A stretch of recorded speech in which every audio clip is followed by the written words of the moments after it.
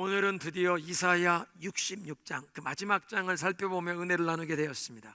우리가 이사야서를 살피게 된 것이 사실은 이 환난과 어려움의 시대를 살아가는 하나님의 백성들에게 주신 메시지 히브리서를 쭉 살펴보다가 히브리서 11장 이 우리를 앞서간 믿음의 위인들을 한 구절 한 구절 살펴보면서 37절에 우리를 앞서간 믿음의 선진 중에 톱질을 당해 순교를 당하신 분이 있다는 언급, 그 톱질을 당한 자, 우리 교회사 역사를 통해서 그것이 이사야 선지자인 줄로 알고 우리가 이사야 선지자의 글을 살펴보았습니다. 이사야 66장 전체를 자세하게 살피지 못하고 흐름과 이 전체의 주제를 파악할 정도로 중요한 몇 장만 살펴보아오던 중에 오늘은 이제 그 마지막 장 이사야 66장을 살펴본 차례가 되었습니다. 이사야 66장을 이렇게 세 단락, 세 문단으로 생각할 수 있습니다. 1절부터 4절에 있는 말씀은 어떤 예배를 하나님이 받으시고 어떤 예배의 제사를 물리치시느냐, 5절부터 17절까지는 하나님께서 마지막 당신의 백성들은 위로하시고 이 악인들은 심판하실 것을 말씀하십니다. 그리고 18절부터 24절은 마지막 날에 온 열방이 모든 나라가 함께 모여 하나님의 영광을 보게 되리라. 오늘 저의 메시지는 그 첫 단락, 어떤 예배, 어떤 예배자를 하나님이 받으시고 또는 물리치시느냐, 그걸 중심으로 나누겠는데요. 왜냐하면 하나님이 그 마지막 위로하시고 또는 악인들을 벌하시는 것도 하나님을 예배하는 그 예배자들을 마지막 날에는 하나님이 위로하신다. 그러니까 어떤 환난 중에도 낙심하지 말고 하나님의 마지막 위로를 바라보라, 그런 메시지이고, 마지막에 18절부터 그 24절 마지막 날에 열방이 하나님 앞에 모여 하나님의 영광을 본다. 요한계시록에 있는 말씀처럼 인류 종말, 역사의 종말에 하나님 앞에 모든 열방이 모여 그 영광을 보게 된다는 것은 그 영광 앞에 엎드려 경배하며 예배한다. 그러니까 결국 이 이사야 66장 이 마지막 장의 결론의 얘기의 포커스는 예배입니다. 이사야 선지자가 아직 이 예루살렘이 바벨론 제국에 정복되어 멸망당하기 전에 하나님께서 주시는 메시지를 이제 대언하고 그걸 기록으로 남겼는데, 그가 받았던 메시지 중에 어떤 것은 그 당시에 역사적인 상황에 하나님의 그 백성들에게 주시는 그 역사적인 상황에 주신 메시지요. 어떤 메시지는 그 시대가 아니라 얼마 뒤에 바벨론의 포로로 끌려간 사람들에게 주시는 메시지, 또 그 어떤 메시지는 바벨론 포로 생활이 끝나고 예루살렘으로 돌아오는 사람들에게 주시는, 그리고 어떤 메시지는 그 다음에 더 뒤에 메시아가 오셨을 때 이루어질, 또 어떤 메시지는 그 메시아 오신 다음 훨씬 뒤에 인류 역사의 종말에 성취될 그런 메시지가 이 이사야 66장에 담겨 있습니다. 그런데 오늘 우리가 살펴보게 될 66장 1절부터 4절에 이 메시지는 그 어느 시대를 막론하건 모든 하나님의 백성들에게 하나님은 어떤 예배를 받으시나, 어떤 예배를 받으시고 어떤 예배자를 받으시고 어떤 자를 물리치시느냐를 깨우쳐 주십니다. 주전 586년에 느부갓네살 왕이 이끄는 바벨론 군대가 예루살렘 성을 함락하고 그 예루살렘 성전을 불살라서 그것이 폐허가 되기 전까지는 솔로몬 왕이 건축해서 하나님 앞에 봉헌했던 그 웅장한 예루살렘 성전이 하나님의 백성들에겐 자기들 가운데 하나님이 거하신다, 하나님이 자기들 가운데 임하셔서 자기들의 예배를 받으시고, 그래서 예루살렘 성 안에 이 성전이 있는 한 하나님이 우리 가운데 계시니 우리는 안전하다, 하나님 우리를 지켜주실 것이라, 그렇게 생각했습니다. 예를 들면 이사야 선지자 시대의 그 왕 중에 하나였던 히스기야, 경건한 의로운 왕이었습니다. 그런데 아수르 제국의 산헤립이라고 하는 황제가 대군을 이끌고 유다를 침공해 들어와서 지방에 있는 모든 도시들을 다 정복했습니다. 그리고 마지막 수도 예루살렘의 성문 앞에까지 와서 야전군 사령관 랍사게를 보내요 예루살렘 성에게 항복하라고 공개적으로 성문 앞에 와서 이 랍사게라는 사람이 모든 성의 거민들이 알아들을 수 있도록 히브리 방언으로 말을 합니다. 히스기야를 믿지 말아라. 우리 아수르 왕이 말 2,000匹를 너희들한테 내어줄 터인데 그 말 2,000匹를 타고 우리 맞서 싸울 사람이 있으면 말 2,000匹를 내어준다. 너희들 맞서 싸울 수 있느냐? 여호와 하나님이 우리를 지켜주실 것이라고 얘기하는 히스기야의 말을 믿지 말라. 열방의 어느 나라의 신들이 우리 아수르 제국의 군대에서 건졌느냐? 히스기야를, 여호와를 이렇게 조롱하는 말을 하면서 항복하라는 공개 서한을 히스기야에게 보냈습니다. 히스기야가 그 편지를 받아들고 성전으로 들어가서 여호와 앞에 이 편지를 펼쳐놓고 하나님 앞에 하소연을 하며 기도를 합니다. 오 살아계신 하나님, 이 아수르의 왕 사네립이 살아계신 하나님을 회방하는 말을 들으셨사오니 이제 우리를 구원하셔서 천하 만국이 주 여호와만이 살아계신 참 하나님됨을 온 세상이 알게 하옵소서. 하나님께서 히스기야의 기도를 들으시고 이사야를 통해 응답을 주십니다. 그날 밤에 여호와의 사자가 이 아수르군 대군들의 진영에 나가서 하룻밤 사이에 군인 18만 5천 명을 쳐 죽입니다. 천사 한 사람이 나와서 군인 18만 5천 명을, 그 다음날 아침에 일어나니까 다 죽은 시체입니다. 아수르 제국의 황제가 급히 본국으로 돌아갔는데 돌아가자마자 두 아들이 그를 암살해 버립니다. 역사책에도 나와 있는 얘기입니다. 성경책에만 아니라 역사에 나와 있는 사실입니다. 이런 역사적인 사건은 이 성전에서 하나님께 드리는 기도를 하나님이 들으시고 응답하신다는 것을 보여주었습니다. 문제는 예루살렘에 이렇게 성전이 건재하던 시절에 거기에서 제사가 드려지고 사람들이 와서 기도를 하고 종교의식이 거행되는데, 문제는 사람들이 하나님이 찾으시는 마음의 중심에서부터 하나님을 예배하는 그런 예배가 아니라 몸뚱이만 예배당에 와서 형식적으로 그냥 예배에 참석하는 그런 사람들을 향해서 이사야 선지자가 하나님의 한탄하시는 메시지를 전합니다. 이사야 1장 11절부터 우리말 성경입니다. 여호와께서 말씀하신다. 그 많은 너희의 재물을 무엇하려고 나에게 가져왔느냐? 나는 수장의 번제와 살진 짐승의 기름도 지겹다. 나는 황소와 어린 양과 염소의 피도 기쁘지 않다. 너희가 내 얼굴을 보려고 나올 때 누가 너희에게 이것을 달라고 요구하더냐? 너희가 내 성전 뜰만 밟을 뿐이다. 더 이상 헛된 재물을 가져오지 말라. 재물을 불태우는 냄새도 역겹다. 초하루와 안식일에 성회를 선포하는 것 견딜 수가 없다. 악을 행하면서 성회로 모이는 것을 내가 참을 수가 없다. 성전에서 사람들이 기도를 드리고 예배, 제사를 드리는데 하나님이 역겹다고 하십니다. 그런 성경에서 행해지는 형식적인 종교의식보다 그럼 하나님이 무엇을 요구하시느냐? 이사야 1장 16절 손을 씻고 스스로 깨끗하게 해라. 내 눈앞에서 너희의 악한 행실을 버리라. 악한 일을 그만두고 좋은 일 하기를 배우라. 정의를 추구하고 압제당하는 사람들을, 압제하는 자들을 바른 길로 인도하라. 고아와 과부를 보살피라. 하나님이 성전에서 행해지는 기도와 제사, 이 종교의식이 아니라 일상생활에서 어떤 실천적인 부분, 이 윤리적인 행동을 요구하십니다. 하나님을 예배한다는 그 신앙 고백과 우리의 삶의 이 생활의 모습이 일치되기를 원하신다는 것입니다. 신행일치, 신앙 고백과 행실이 일관성이 있어야 한다. 이사야 1장의 말씀의 요지는 성전에서 황소를, 숫양을 잡아서 하나님 앞에 통째로 다 불살라 바치는 번제와 같은 그런 성대한 예배를 드린다고 해도 예배당 바깥에서 삶의 모습이 하나님 보시기에 합당하지 않으면 그 예배당 안에서 드려지는 그 성대한 예배, 제사, 찬양 하나님이 받지 아니하신다. 하나님을 예배하는 사람은 예배당 안에서만 아니라 교회 바깥에서의 삶의 실천이 예배자답게 살아야 한다는 것입니다. 언제 어디서나 살아계신 그 하나님의 시선을 의식하면서 하나님 말씀에 순종하려고 힘쓰는 삶의 예배가 뒷받침되어야 이 예배당 안에서 드려지는 예배를 하나님이 진정성 있는 예배라고 받으신다. 왜냐하면 하나님은 건물 안에 갇혀 계실 수 없는 분이시기 때문에.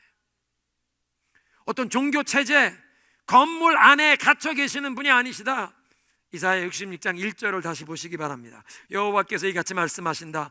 하늘은 나의 보좌요 땅이 나의 발판이니 너희가 나를 위하여 무슨 집을 짓는다고 하느냐? 내가 쉴 만한 장소가 어디 있느냐? 이 하늘과 땅, 이 세상 모든 것이 내 손이 지어 존재하는 것이 아니냐?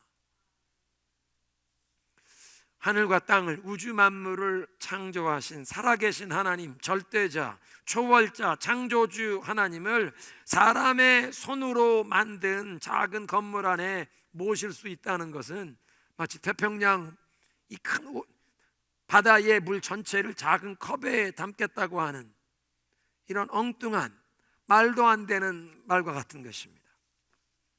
하나님은 무한하신 분, 무소부재, 아니 계신 곳이 없는 편재하신 분이시라.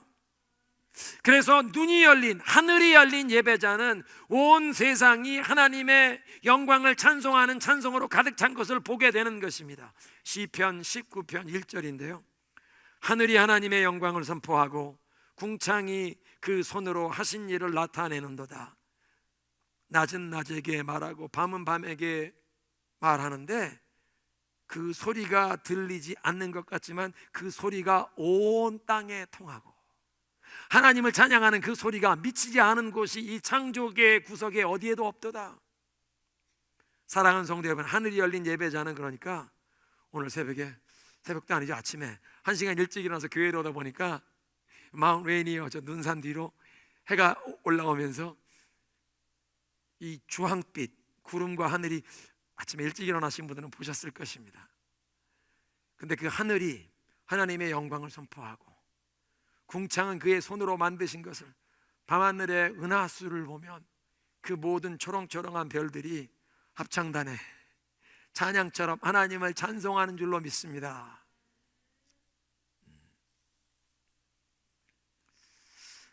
웅장한 성전을 건축해서 하나님께 봉헌했던 솔로몬 왕도 그 하나님은 건물 안에 갇혀 계실 수 없는 분이라는 이 사실을 알고 그래서 그 성전을 건축하고 하나님께 봉헌하는 기도에 벌써 그런 고백을 했습니다. 역대하 6장 18절입니다. 그러나 하나님께서 사람과 함께 땅 위에 계시기를 우리가 어찌 바라겠습니까? 저 하늘, 그 하늘 위에 하늘이라도 위대하신 주님을 모시기에 부족할 터인데 하물며 제가 손으로 지은 이 성전이야 보잘것없지 않습니까? 그런데 하나님, 우리가 하나님을 예배하기 위해 이곳에 하나님의 이름의 영광을 위하여 이 성전을 지었사오니 이제 이 성전에 가서 주의 백성들이 하나님을 향하여 드리는 기도를 들으시옵소서. 이 땅에 재앙이 임할 때, 가뭄이 임할 때, 전염병이 돌 때에, 외적이 침략해서 이 땅이 위급해졌을 때 백성들이 그 마음을 겸손하게 낮추고 하나님을 향하여, 이 성전을 향하여 손을 들고 기도할 때 하늘에 계신 하나님이여 들으시옵소서. 솔로몬은 성전이 하나님을 가두어 두는 것이 아니라 우리가 그저 예배하기 위해 하나님 앞에 바치는 건물이라는 것을 알았습니다. 그런데 이런 이사야 66장 1절 2절의 말씀, 하늘이 하나님의 보좌여 땅이 하나님의 발판이라는 이런 말씀을 바벨론 포로 시대에서 예루살렘으로 돌아와 이 성전을 건축하려던 백성들이 들을 때 어떤 생각을 했겠습니까? 바벨론으로 갔다가 바벨론에 끌려간 백성들은 항상 시온을 마음에 생각하고 있었습니다. 그 예루살렘 완전히 폐허가 되고 성전이 불탔던 그곳, 우리가 예루살렘을 잇는다면 내 혀가 내 입천정에 붙을지어다. 바벨론의 강가에서 우리는 눈물을 흘렸네. 우리가 비파를 거기에 버드나무가 걸었네. 우리를 잡아간 사람들이 술 취해서 야 니네 시온에서 부르던 노래를 우리 흥을 돋구기 위해 불러봐라 그러는데 우리가 어찌 이 이방인들 술 먹는데 흥을 돋기 위해서 시온의 노래, 여호와를 찬양하던 노래를 그 사람들 앞에서 부를까? 시온아, 내가 너를 잊거든 내 오른손이 그 능숙한 그 기술을 잊어버릴지어다. 내가 예루살렘을 잊어버린다면 내 혓바닥이 입천장에 붙을지어다. 시온을 잊어버릴 수가 없었습니다. 그 성전을 잊어버릴 수가 없었습니다. 그 사람들은 그래서 하루라도 빨리 시온으로 돌아와서 예루살렘 성이 회복되고 예배가 회복되기를, 하나님께 제사 드리는 예배가 회복되기를 소원했던, 고대했던 사람들입니다. 그런데 이사야 66장 1절 2절 읽어보니까 하나님이 야, 하늘이 내 보좌고 땅이 내 발판인데 너희들이 나를 위해 무슨 집을 짓겠다고 하느냐. 하나님은 성전 건물 안에 갇혀 계시는 분이 아니시라.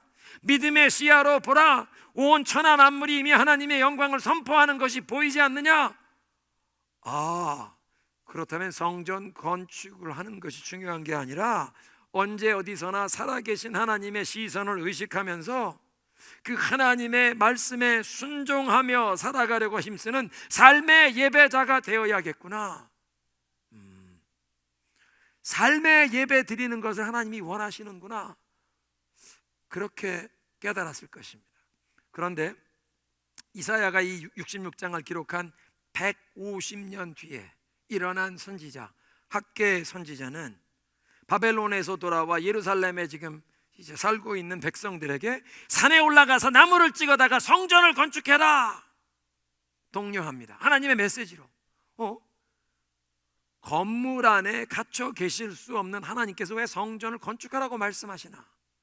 사실은 이 학개 선지자가 주전 520년에 이런 말씀을 하기 전에 17년 전에 주전 537년 페르시아 제국을 일으켜 세운 고레스 왕, 영어로는 사이러스라고 하는데요, 그 고레스 왕이 바벨론 제국을 점령하고 이제 페르시아 제국을 세우면서 그 즉위 원년에 공포를 합니다. 예루살렘, 유다에서 끌려왔던 포로들은 다 예루살렘으로 돌아가라 포고령을 내리는데, 그 포고령과 함께 바벨론의 왕궁 보물 창고를 뒤져서 예루살렘의 여호와의 성전에서 바벨론 왕 느부갓네살이 빼앗아 왔던 그 모든 기명 보물들을 스룹바벨이라고 하는 이스라엘 사람들의 지도자에게 맡기면서 너희가 이것을 가지고 예루살렘으로 돌아가서 거기에 성전을 세우고 하늘의 하나님께 제사를 드리고 기도를 하면서 황제와 이 왕자들을 위하여 복을 빌어달라고 기도해라. 예루살렘에서 빼앗아 온 모든 성전의 보물 기명들까지 주면서 예루살렘으로 돌아가라. 백성들이 예루살렘으로 돌아왔는데 포로 귀환 자들이 성전의 기초는 놓았지만 16년, 17년이 흐르는 동안 성전이 세워지지 않고 성전 건축에 전혀 진전이 없고 각자 자기들이 먹고 사는 일에 분주했습니다. 그러니까 이 16년, 17년 동안 성전이 건축이 진보대가 되지 않았다는 것은 예배가 무너졌다는 것입니다. 하나님 앞에 예배를 제대로 드리지도 못한 채 16년, 17년이 그냥 흘러갔습니다.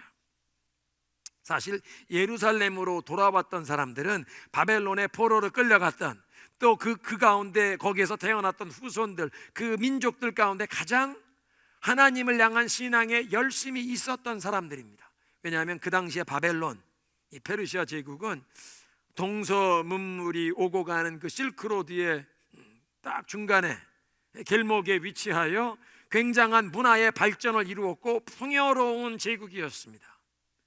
처음에 이 이스라엘에서 이 유다 땅에서 끌려갔던 이 포로들이 말도 문화도 다른 곳에 끌려가서 우리 이민자들이 다 실감할 수 있는 고생을 하면서 삶의 터전을 닦기 위해 어려웠지만 10년이 흐르고 20년이 흘러가면서 말도 배우고 문화도 익히고 삶의 기반을 거기에서 이들이 다지기 시작했습니다. 자녀들을 교육했습니다. 성공했습니다.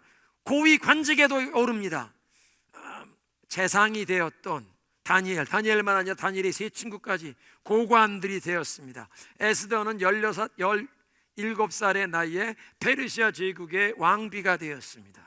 느헤미야 같은 사람은 그 페르시아 제국 왕궁에서 왕의 가장 신임을 얻는 특별 보좌관, 술잔 맡은 자라는 이 말은 왕이 먹는 음식과 음식물의 그 모든 안전을 보장하는, 누가 독살, 암살하는 것을 막고 왕의 생명을 책임지는, 왕이 제일 신임하는, 그러니까 왕궁에서 제일 끝발이 좋은, 제일 권세가 높은 특별 보좌관이 되었습니다. 느헤미야였습니다.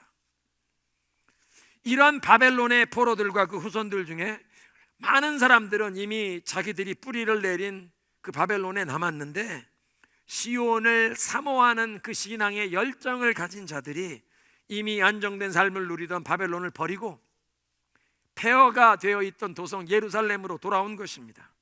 성벽도 없고 성문도 없는 예루살렘으로 돌아와서 성전을 건축한다는 것이 쉽지 않았을 것입니다. 성전만 건축해야 하는 것이 아니라 자기들도 살 집을 지어야 했습니다. 이제 새로운 곳에 와서 새롭게 생업을 일구어야 했습니다.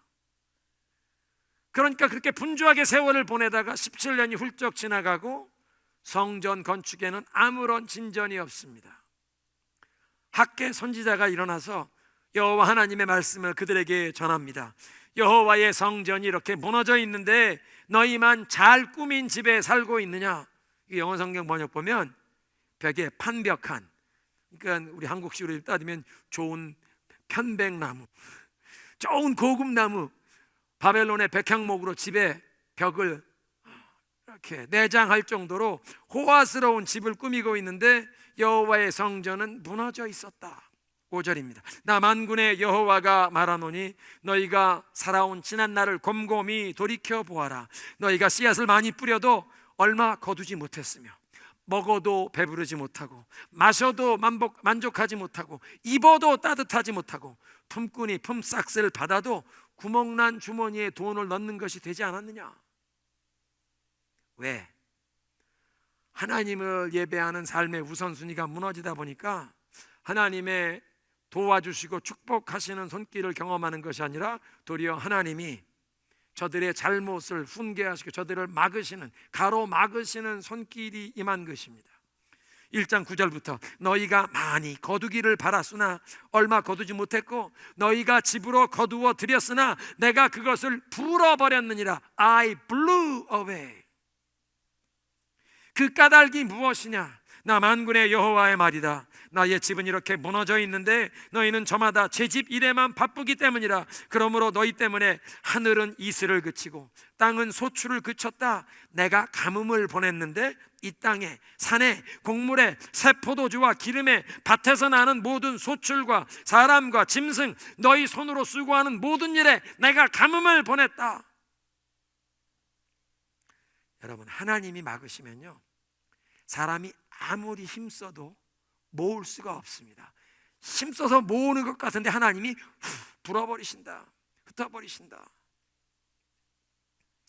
그러니까 학개 선지자가 이제 일어나서 산에 올라가 나무를 해다가 빨리 성전을 건축하자, 건물을 빨리 세우자고 얘기하는 것이 아니라 무너진 예배를 빨리 회복하자는 얘기를 하는 것입니다. 하나님 앞에 예배가 바르게 드려져야 하지 않느냐, 이 예배의 우선순위를 하나님이 우선되심을 회복하자는 그런 얘기였습니다.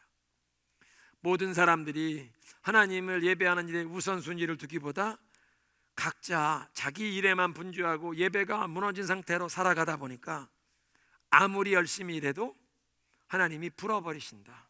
그래서 가뭄이 임하여 삶의 메마름과 궁핍함 가운데 살아가게 되었다. 이것이 주전 520년 학개 선지자 시대의 백성들에게만 하시는 말씀이 아니라 오늘 2023년 개인과 가정에도 가뭄이 임하듯 영적으로 메마른 여러 가지 상황의 궁핍함을 경험하는 우리에게 주시는 메시지입니다. 혹시 예배가 무너지셨습니까? 나와 우리 가정에서 하나님께 최우선순위를 드리지 않고 그저 개인적인 일에만 열심을 쏟다 보니 하나님의 도우심과 축복의 손길이 아니라 도리어 막으시는 손길이 임했나? 한번 따라하겠습니다. 무너진 예배를 회복하자. 건물 안에 갇혀 계실 수 없는 하나님께서 왜 성전 건축을 하라고 명하시느냐?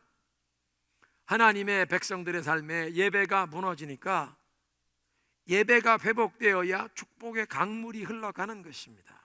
하나님의 모든 백성들이 그 하나님의 축복을 받아들일 수 있도록 축복의 강물이 회복되는 예배의 회복을 위해서 이 성전 건축을 명하신 것입니다.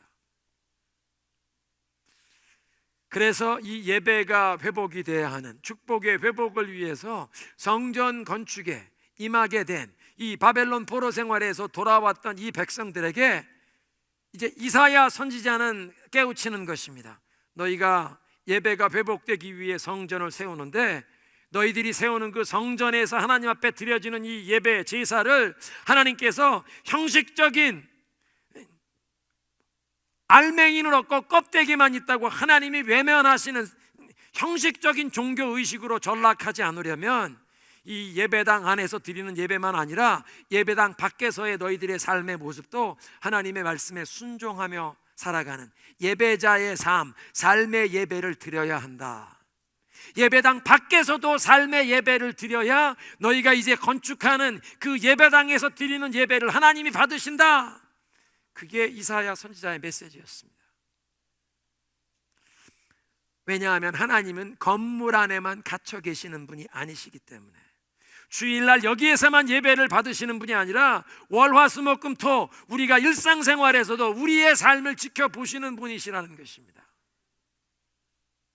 이런 동일한 맥락에서 그래서 신약시대 예수님께서 그 사마리아의 우물가에서 만난 여인에게 말씀하셨습니다. 예배는 장소의 문제가 아니라 마음의 문제다.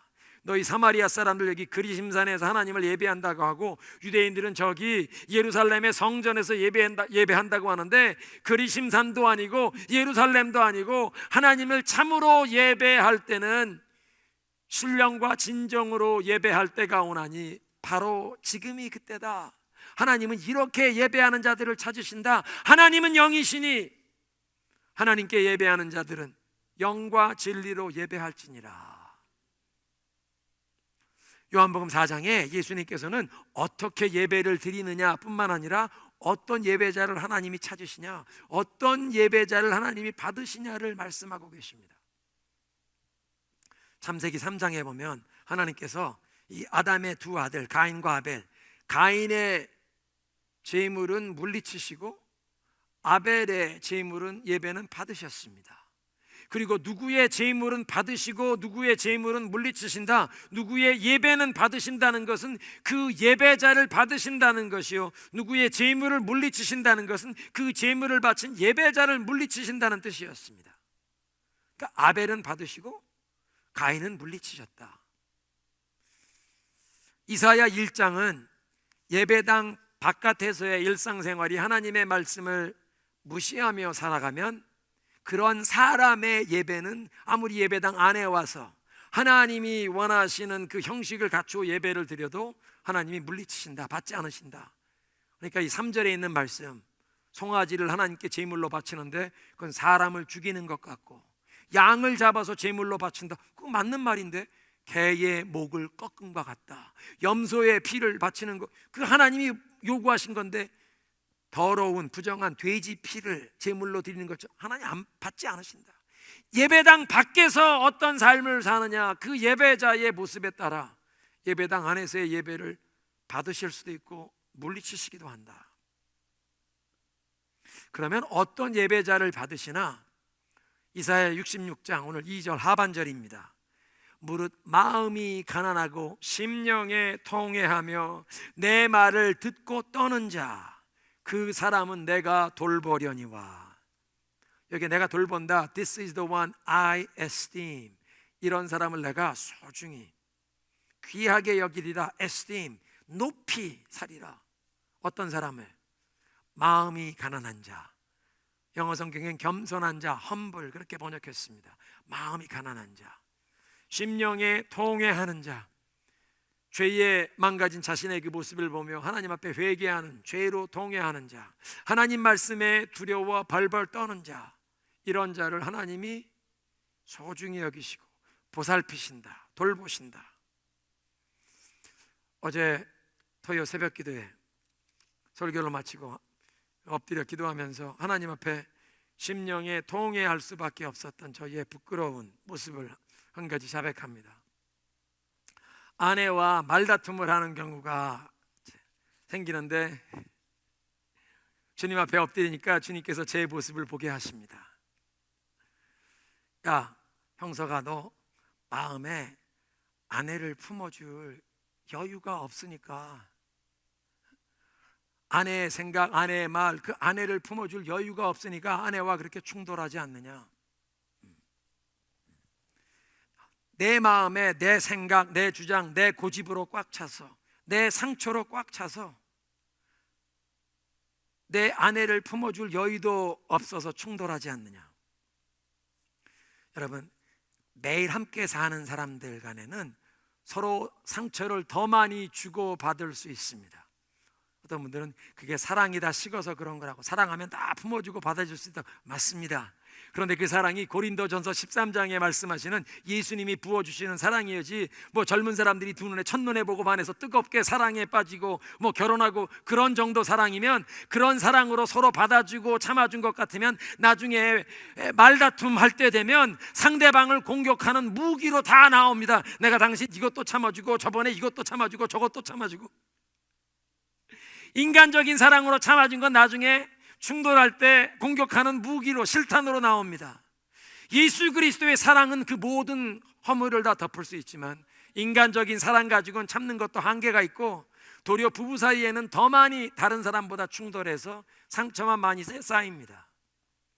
예수님 말씀에 누구든지 나를 따라오려거든 자신을 부인하고 매일 자기 십자가를 지고 나를 따라오라 말씀하셨는데, 나 자신을 부인하지 않고 내 자아가 펄펄 살아서, 내 자아가 살아있으니 내 고집, 내 생각, 내 주장, 내 상처로 가득 차서 나와 가장 가까운 아내도 품을 여유가 없는 내 자신의 모습을 보면서 하나님 앞에 여기서, 하나님, 나는 죄인입니다, 이런 위선자입니다. 아내를 품을 여유도 없는 사람이 무슨 설교자로 하나님의 말씀을 백성들 앞에 전하겠습니까? 하나님, 난 죄인입니다. 하나님 앞에 죄로 망가진 제 영혼의 모습을 보며 통회할 수밖에 없었습니다. 그리고 주님 앞에, 주님, 내가 예수님과 함께 십자가에 내 자아가 죽은 것을 다시 한번 선포합니다.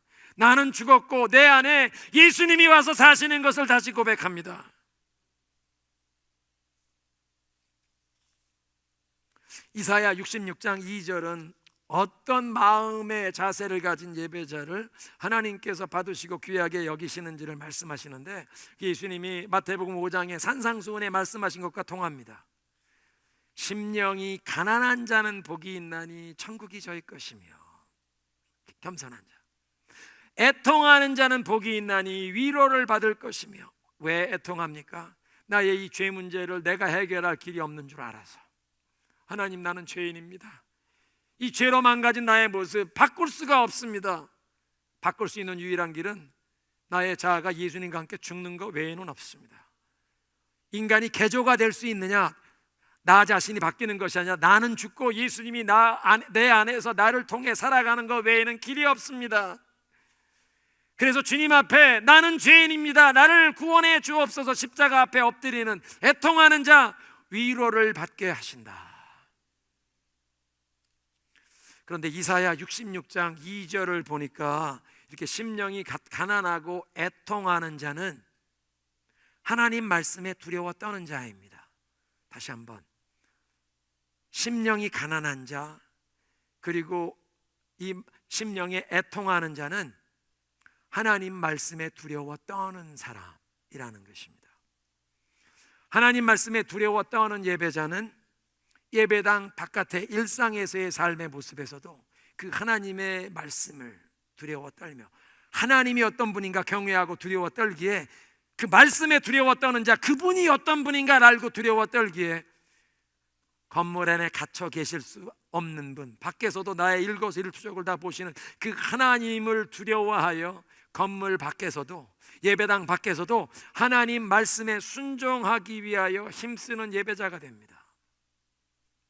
언제 어디서나 살아계신 하나님이 나를 그 불꽃 같은 눈으로 바라보고 계심을 의식하면서 말씀에 순종하는 삶의 예배자의 삶을 살아가게 되어 하나님 앞에 나와 예배할 때, 회중 예배에서도 이 예배를 하나님이 기쁘게 받으실 줄로 믿습니다.